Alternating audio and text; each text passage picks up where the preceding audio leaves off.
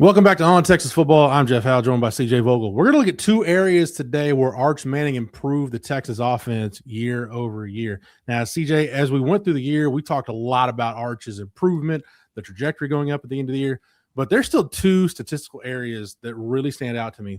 The first one is turnovers. Now, when you look at Texas nationally, Texas tied for fifth nationally in turnover margin, or actually in turnovers, the fewest turnovers lost. They only lost 9 turnovers all year, 2 fumbles, 7 interceptions. Compare that to 2024, CJ. Texas lost 26 turnovers last season.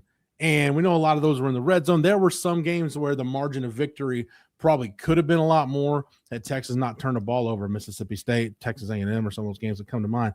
But CJ, it's amazing that as, quite frankly, as up and down, as erratic as his play was up until about the midpoint of the year, it's kind of amazing Arch only finished the year with 7 interceptions, that he didn't have more turnovers, and this offense didn't turn the ball turn it over more than they did. No, absolutely. And again, that was one of those things that you look at early on in the season. You sit there and you say, okay, is this just going to be who this team is, right? They're going to be pretty inconsistent offensively. They're not going to protect the quarterback. Quarterback's going to then be, in turn, pretty inconsistent in terms of ball protection, right? You have an interception in 3 straight games to start the season. And that's an interception against San Jose State and UTEP. So you're sitting there saying, these are probably games you should be boosting your stats rather than looking at it saying, how are we so inconsistent with ball protection? Through 5 weeks, you have 5 interceptions. And then to your point, Jeff, over the next 8 games, only 1 interception against Georgia and 1 more against Mississippi State. That's it. And that's with 4 top 20 teams on the schedule. We saw an amazing improvement, really, when it came to protecting the football. And that's from Arch Manning, that's from the running backs, and that's from the pass catchers as well. The thing with Arch, I keep going back to the 3 top 10 wins. They end up being, 3 of your better wins on the season. And really, if you go the 4 teams they beat that finish ranked inside the top 25, that being Oklahoma, Texas A&M, Vanderbilt, and Michigan, 0 turnovers for Arch. That's hard to do. Games. Yeah. That's almost as impressive as any stat that we've seen, Jeff. And I know that especially towards the back end, the numbers for Arch are already very impressive. I'll throw another one at you, and this kind of encompasses everybody. Texas didn't lose a fumble over the last 10 games of the season. Unreal. That is a hard thing to do, especially when in those 10 games you're playing a full slate of SEC opponents and a top 20 Michigan. Yeah, Texas actually does finish the year tied for 5th nationally in turnover margin, plus 1.08 per game. So they were positive. If you look just in terms of like net plus minus in turnovers, they finished plus 9 in the turnover margin. And CJ, that's with the defense, again, not getting as many turnovers as they did last year. 31 takeaways for Texas in 2024, only 23 this past season. But again, last season, you kind of needed it just because how much the offense was turning it over. And CJ, we've talked a lot too about Arch's sack avoidance, his pressure sack rate. I think it was only around 13.3%, which is actually really good considering he was one of the most pressured quarterbacks in the country. Do you feel like, CJ, that's a trend that can continue into 2026? A guy that just understands how to make the right decision when he's under pressure? Well, first and foremost, I hope so. Secondly, I hope that it's something that he doesn't have to endure as much, right? And I don't think he will, given, hey, Trevor Gooseby returning, you add a Melvin Siani. Now it's about shoring up that interior. And with Lawrence Seymour, the hope and expectation is that if he's available to play, you've done exactly that. So for Texas offensively, yeah, absolutely.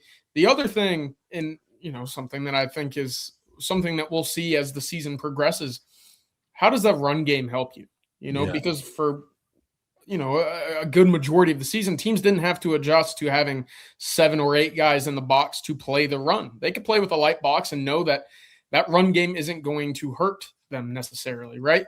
Well, if Texas is able to get something going with a Hollywood Smothers or a Raleek Brown, well, there's one less guy that you have to account for if you're Arch Manning throwing the ball downfield, which then gives Cam Coleman, Ryan Wingo, or Emmett Mosley all the more space to work with. That, in turn, should help everybody in the offense as well. You brought up last week, and again, you had the outstanding piece over on ontexasfootball.com looking at some of the short yardage statistics. And in some of those games, Florida's one that stands out. Mississippi State, the percentage wasn't very high. Georgia, the opportunities were low.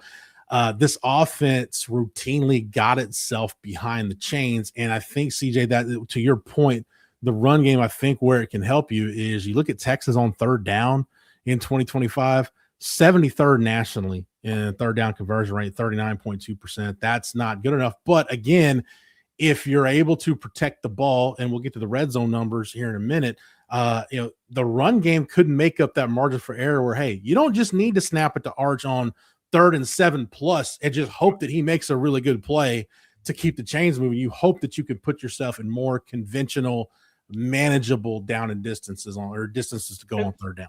I know that we've talked about this a few times, Jeff, but normally when there's a statistical outlier where Texas is way outside of the top 100, it is kind of a black eye on the season that they just had. That is corrected immediately by Sarkisian. We've seen that be corrected by Pete Kwiatkowski when he was here at Texas, but there is a heavy emphasis on whatever that statistical category was, right? This year, I think that focus will go into exactly what we just talked about, is third down conversions. And a quick statistic to kind of back that up, in 2024, Texas was 130th in fumbles put on the ground offensively. They had 25 balls hit the ground offensively. They were 126th when it came to fumbles lost. They lost 12. And then fast forward to obviously the numbers that you just threw out. They only lost 2. That was number 3 in all of the country in 2025.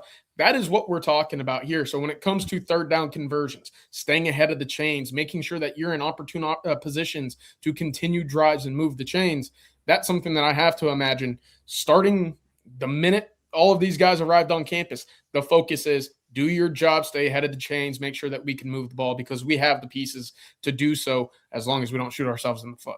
All right, CJ, let's talk about everybody's favorite offseason topic other than interior offensive linemen in the portal. We'll shelve that one. Let's talk about the red zone on offense because we spent a lot of time going from 24 to 25 talking about the red zone, and for good reason. You look at Texas in 2024, your scoring rate in the red zone was under 80%, 79.7, 63.77% touchdown rate. Now, this season, having a reliable field goal kicker actually did help this number. 85.1 is what your scoring percentage in the red zone went up to. By percentage points, by just decimal points, 63.83 was your touchdown rate. So your scoring rate was up. Your touchdown rate was up slightly. And you look at Texas, CJ, now they scored more red zone touchdowns in 2024. But you look at the 30 red zone touchdowns Texas scored this past season, Arch Manning had his hand in on 30 of those. Yeah. 16 passing touchdowns, 7 rushing touchdowns in the red zone, and he did have 1 touchdown reception in the red zone. So, CJ, I think as you've put out the numbers about short yardage, and I've looked at the red zone numbers, and we talked about all this other stuff, man, it really does say a lot about Arch's, number one, the rate of improvement he experienced throughout the season, his ability to get through some of the muck early in the season and to come out on the other side and to be a better player. And then 3, I mentioned this kind of early on, and I think it's true.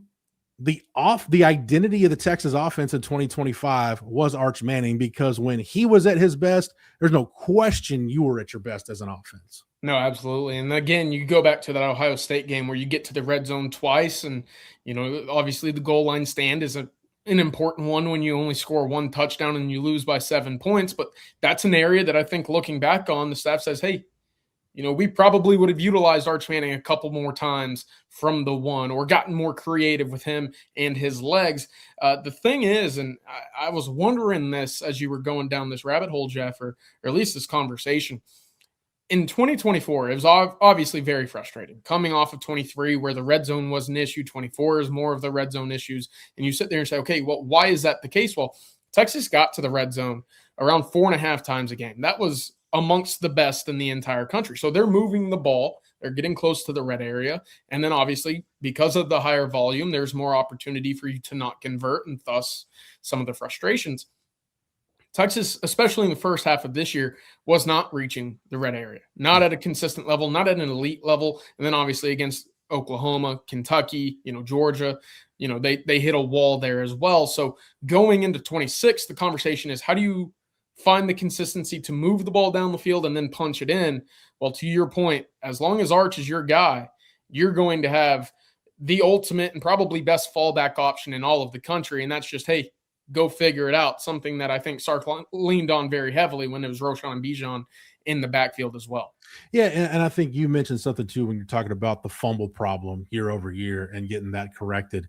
It did seem like as the year went on, Sark got more comfortable figuring out what specifically works with Arch in short yardage situations in the red zone, because it had been a long time since he had Jake Locker at Washington, and every other quarterback he's had at this level, let's even take out the 2 years he had with Matt Ryan in Atlanta, everybody's kind of been the same mold, like a quote unquote pocket passer, kind of a pro style type guy.